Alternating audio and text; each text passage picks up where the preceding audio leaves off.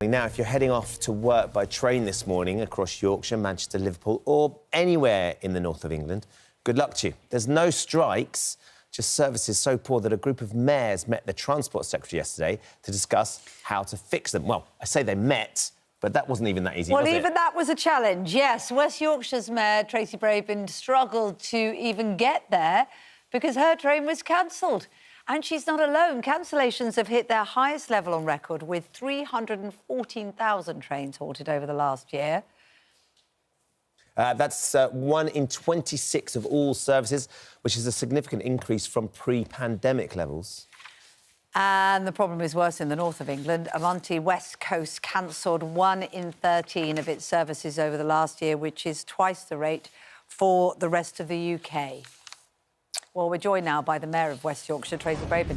My goodness, if ever you wanted to illustrate your point, your journey to the meeting was one, wasn't it? Tell us what happened there first. Well, good morning. And we were heading over from Leeds to Manchester to meet the Secretary of State. But as is the way across the north, my train was cancelled. So we had to get a later train. The Mayor of North of Tyne, Jamie Driscoll, couldn't trust the trains, so dialed in via Zoom. And then getting home from Manchester, the train was at short notice cut in half from 6 carriages to 3. So the hundreds of people on the platform were rammed inside. But this is an everyday experience. And if levelling up means anything, it must mean being able to get to work or college without worrying, without looking at your phone the night before to check cancellations. And certainly, as you were saying, Avanti have a very poor record, but also TransPennine, that east to west route, it's 5% officially, but if you also factor in night before cancellations, that's 17% of all trains are cancelled. I've tried to use it myself, actually, charming people that work on it, but it takes sort of twice as long as going the same distance north to south. It's an absolute struggle. Any luck, then, at the meeting? Because we know the problems are there. Did you get a sense that there would be progress this time? Well, it was very good that the Secretary of State came to the north to talk to us, but we made it incredibly clear that we can't carry on like this. Enough is enough. There's no more warm words required. We absolutely need action. And it was good as well that the Secretary of State recognised that there is a problem and we need to see a resolution on, in the first instance, rest day working so we can get more drivers on the trains. But also there needs to be an expectation of these train companies that they can't carry on like this without impacting on their bottom line, because there is still money going to shareholders and yet we cannot hold them to account. So we were also asking for those companies to be put on notice and overall in the long term to not cut investment in the north, because in the south there are choices. You have overground, you have the tubes running, regular buses. In the north, especially on the TransPennine route, if that is blocked or delayed, there are no other choices. It is critical that we get this right before Christmas, and I think the Secretary of State left under no illusion that that's what we want to see. Which is good to hear, but of course we're entering this bizarre advent of industrial action, a strike every day in the run-up to Christmas Day, Tracy, of people taking industrial action for one sort or another, including rail workers, of course, and that's going to have an impact as well. So at the same time as you're desperately trying to sort out the services, the rail workers are saying, you know, we're not going to be going to work on a number of those days. So that's just going to compound the issue. Where do you sit with regards to that industrial action and the need to try and improve this service? Well, I'm looking forward to a change in tone from this Secretary of State to his predecessor. Grant Shapps was ideologically seemingly opposed to even talking to the trade unions and getting people around the table. So there does seem to be a warmer change in tone to actually try and resolve this.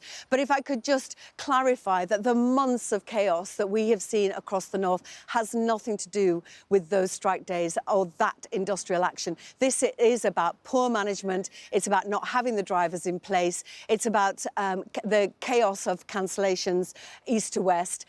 It is a separate issue that could be addressed in the short term and deliver bonuses and benefits for the people across the north, especially in the run-up to Christmas. Because remember, during COVID, the mayors worked with government to support business, but now is an opportunity for government to work with us and to work with the companies to make sure businesses aren't hit because people can't get to Christmas shopping, Christmas events. It's really important. We're losing 8 million a week to our economy because of this chaos. It can't continue, and the Minister heard it very loud and clear from the Northern mayors. I'm sure many would say hear, hear to that. On a completely different subject, but I'd be interested to know your opinions on it, Matt Hancock, gone from politician to celebrity with his time in the jungle. You, of course, went from actor, from celebrity to politician. What did you make of his time in the jungle? What kind of celebrity do you think he'll make? Has he made the right decision? Your thoughts?